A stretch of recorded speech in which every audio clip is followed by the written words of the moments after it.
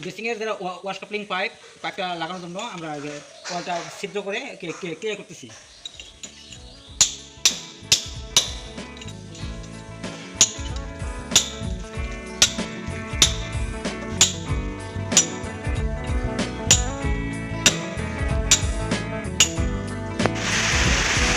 মাছ ধরতে ধরতেই শুরু হয়ে গেল বৃষ্টি।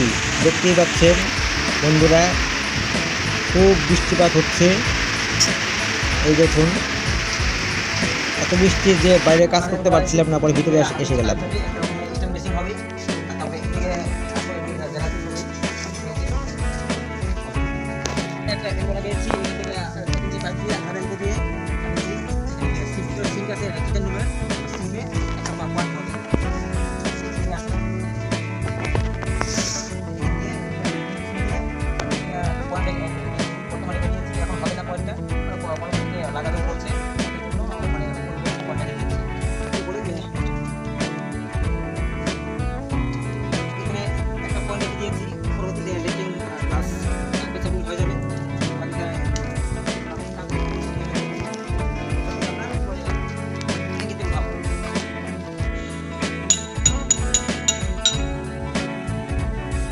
আমাদের ওয়াশ কাপলিং পাইপটা এখনো লাগানো পুরো ক্লিয়ার হয়ে গেছে, দেখতে পাচ্ছেন।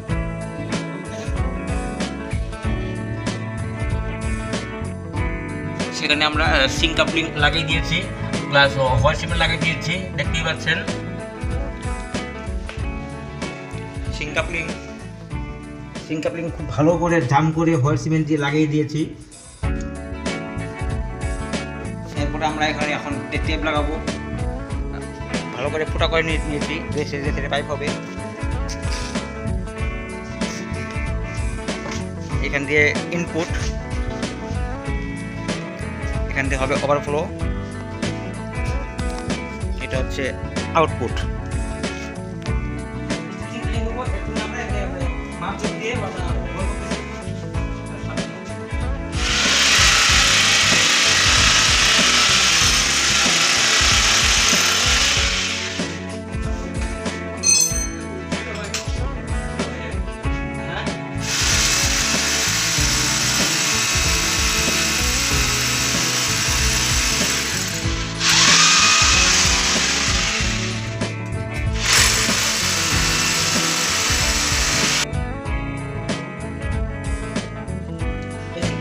হোয়াইট সিমেন্ট দিতেছি যাতে লিকেজ না করে, এর জন্য।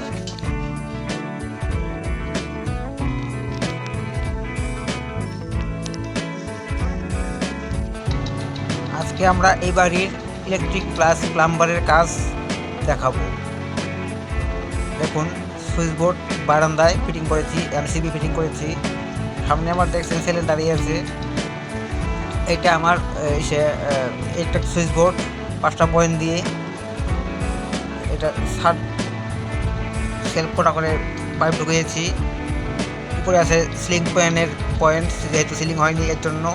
এখানে একটা টিউবলাইটের টিভির পয়েন্ট, উপরে আছে টিউবলাইট পয়েন্ট, হোল্ডার পয়েন্ট, এটা night lamp point.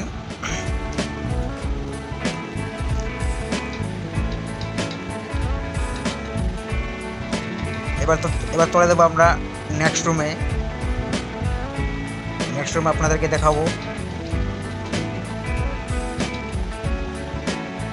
Night lamp point একটা রাখা আছে, যেহেতু ওই সাইডে বিছানো হবে সেই জন্য। এখানে আছে একটা হোল্ডার পয়েন্ট, বাল্ব পয়েন্ট আর একটা টিউবলাইট পয়েন্ট। উপরে সাইডে রাখা আছে এখানে একটা সিং ফ্যানের পয়েন্ট, যেহেতু সিলিং হয়নি আগে বললাম। এটা সেলফ ফাটিয়ে পাইপটা দেখছেন তো, কি সুন্দর ফিনিশিং দিয়েছি। এই দেখুন, হ্যাভেলস কোম্পানির বোর্ড।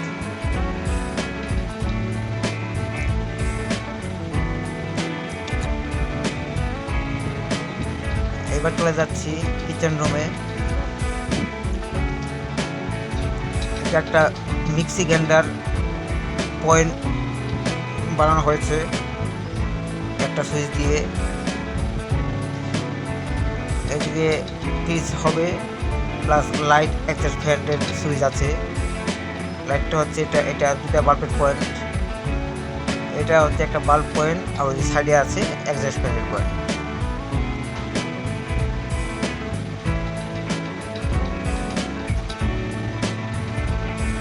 এবার চলে আসবো আমরা প্লাম্বার কাজে। প্লাম্বার কাজে দেখতে পাচ্ছেন টেপটা ওয়ালে লাগিয়েছি সিঙ্কের সামনে, সিঙ্কের থেকে একটু উপরে।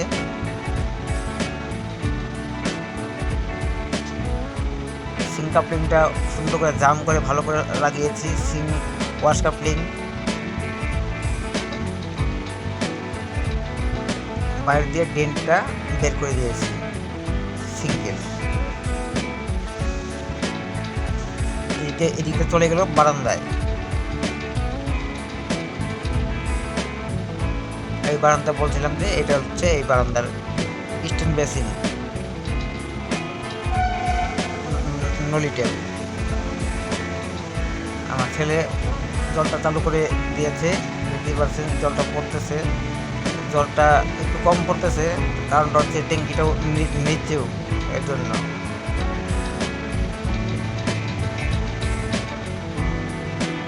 স্ট্যান্ড বেসিনটা ফিটিং করা কেমন হয়েছে একটু বললে খুশি হতাম। এই মেশিনটা ফিটিং করা কষ্ট হয়, হার্ডলি। এটা খুব মাপঝোঁক করে ইঞ্চি টেপের সাহায্যে ফিটিং করতে হয়, এর খুব মাপঝোঁক লাগে। এটা যথাযথ মতো ফিটিং করলে দেখতে সুন্দর হয় না, খুব দেখে শুনে ফিটিং করতে হয় এই স্ট্যান্ড মেশিন।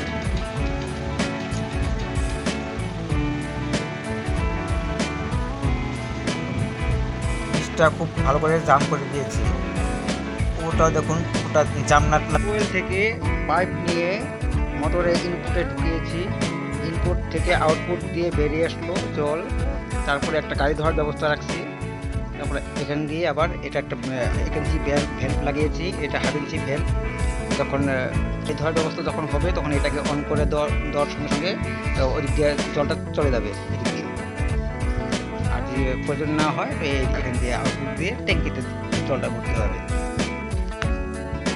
এটা বর্তমানে হলো এখন মোটর আউটপুট বাই ট্যাঙ্কি ইনপুট, আর এটা হচ্ছে ট্যাঙ্কি আউটপুট।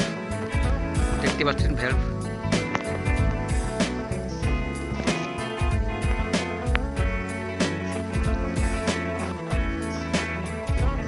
উপরে আছে ট্যাঙ্কি।